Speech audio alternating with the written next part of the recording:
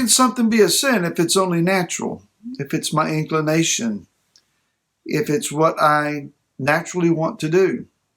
After all, Yah made me this way, didn't he? Hi, this is Barry Phillips with 2-Minute Torah, day number 2, a Torah portion Pinchas, meaning dark-skinned. As we talked yesterday, it's very possible that Pinchas' name suggests the bronze serpent or something similar to. And so we would understand then the dark skin reference, the bronzed skin. It's interesting that the word that is used for zeal pertaining to him is the Hebrew word kana. And the word, among other things, can suggest one turning red in the face. So a dark-skinned, bronze-skinned man turning red in the face.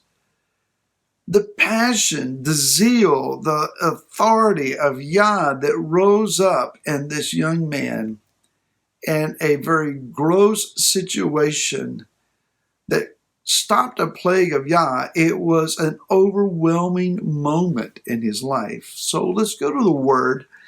We're in the book of Numbers, Bamidbar, chapter number 25.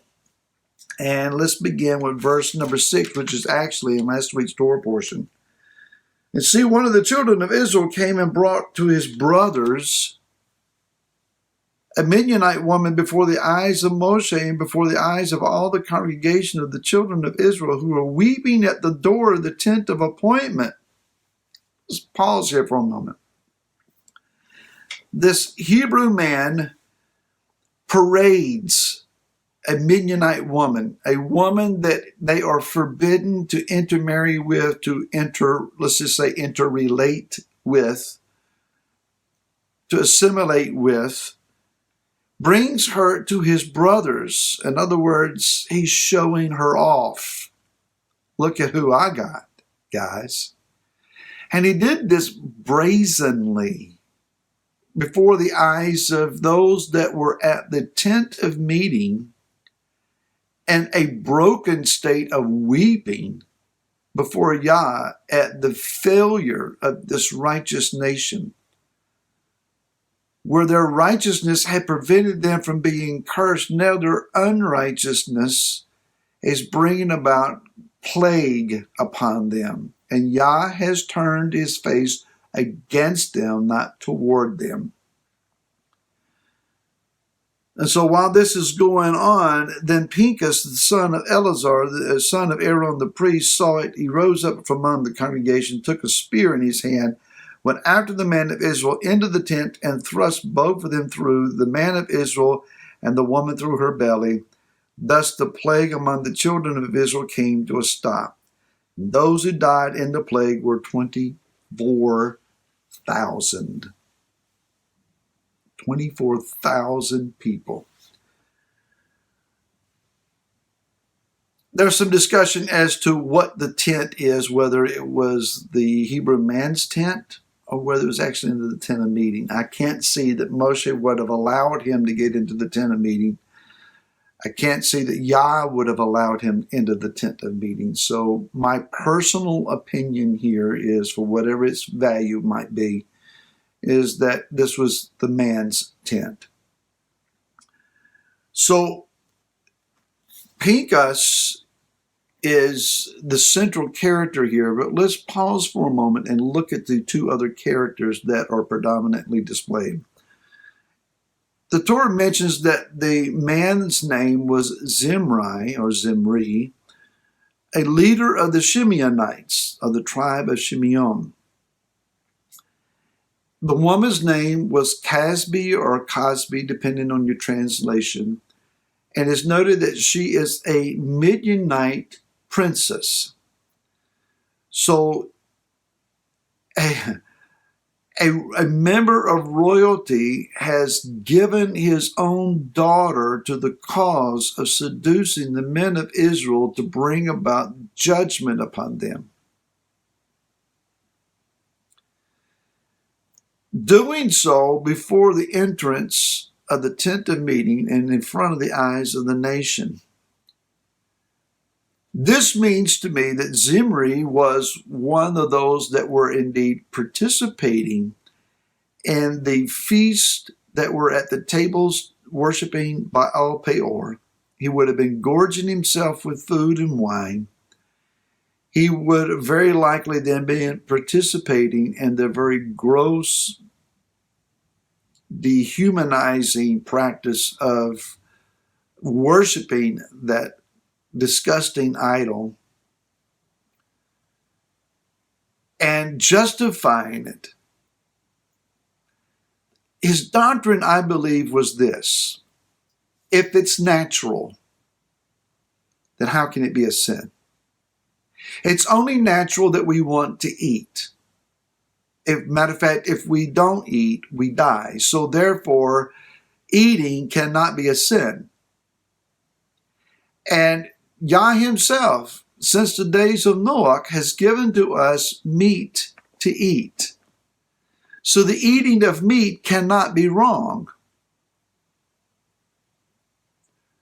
Yah himself has given to us grapevines to produce grapes that produce wine. Wine, therefore, cannot be wrong.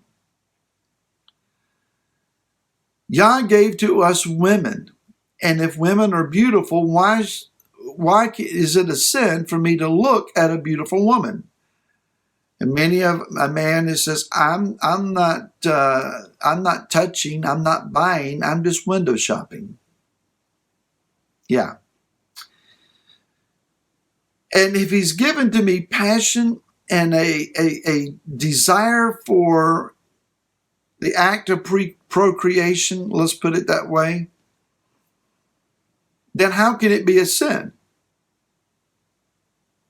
I'm only doing what's natural. And I'm sure he would have justified it even further by saying, look, the one who gave us the inclination and the yearning to eat has limited us to just little bitty wafers laying on the ground. He is severely limiting us.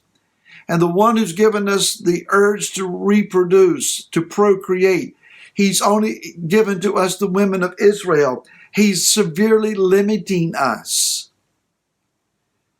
He is causing his own laws of natural law to be inhibited and curtailed and restricted.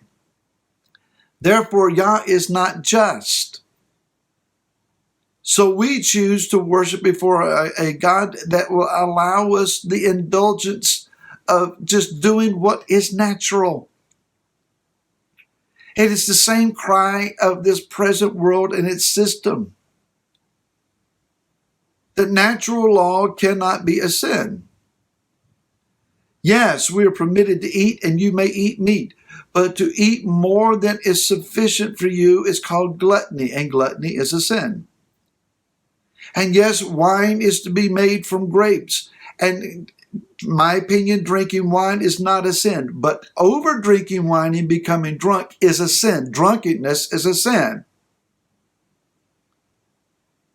And Yah has given to us the confines and the boundaries of marriage, wherein procreation and intimacy is loving and encouraging and reflecting of the Father's face, and it is righteous. Outside of those bounds, no matter how you look at it or try to justify it, everybody's doing it. Well, you can't expect people not to do it these days. It is sin. Casby, her name means lying, and her father's name, Sur, is rock. She is a lying rock. She is a princess. It seems in the Near East ancient culture that high status and even royalty daughters were used in the roles of ritual prostitutes. As such, then, she would have been a shrine prostitute, honoring and glorifying a lying rock or a false Messiah, another Yeshua. Now we may begin to get a little taste of what Yah was seeing. Here is a man of Am Israel, a man of covenant, glorifying and honoring a false Messiah and calling it righteous. Yah help us. Yah deliver us. And more tomorrow. Then shalom.